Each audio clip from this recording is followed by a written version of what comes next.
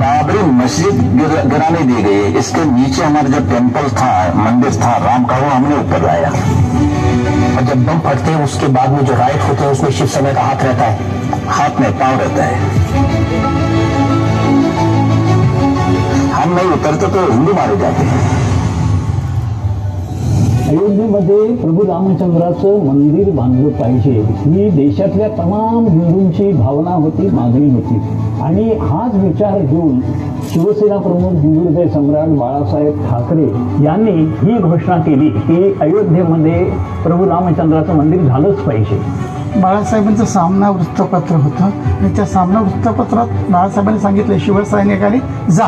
मनामध्ये एकच जिद्द होती की साहेबांनी दिलेला आदेश तो आपल्याला पाळायचा आहे। कुर्ला टर्मिनस मध्ये आम्ही निघत असताना आम्हाला महासाहेबांनी जो आशीर्वाद दिला, शिवसेना प्रमुखांनी सांगितल्यानंतर माझे सगळे शिवसैनिक काजसेवक म्हणून निघाले, याचा आनंद महासाहेबांच्या चेहऱ्यावर होताच। शिवसेना शिस्तबद्ध पक्ष जो आदेश देतात ते पाळलं जातं, तशा पद्धतीने ते आदेश दिले ते गेले।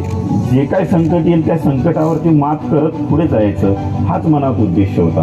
मग गाडी भेटो नाही तर बघितलं तर शिक्षकाट करचू लागलेला। आम्ही त्याच्याही परिस्थितीमध्ये अयोध्येमध्ये गेलो, प्रचंड गर्दी।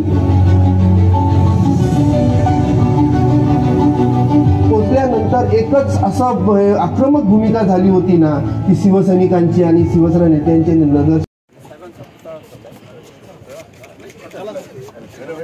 पाठीमागे बघा, पुढे चला।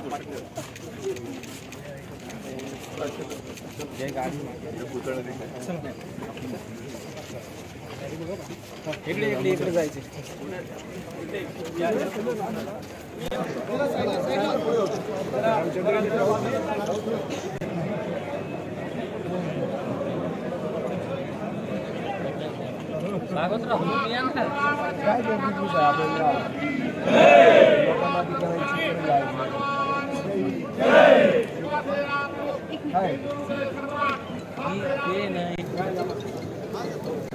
जयेश कुठे? जयेश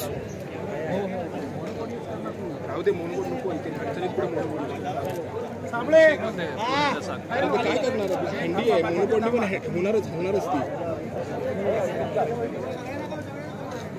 ठीक आहे ना, मी तुम्हाला फोन केला बघा। हा ठीक आहे, बघा तुम्ही नंतर देतो। बाजू बाजू बाजू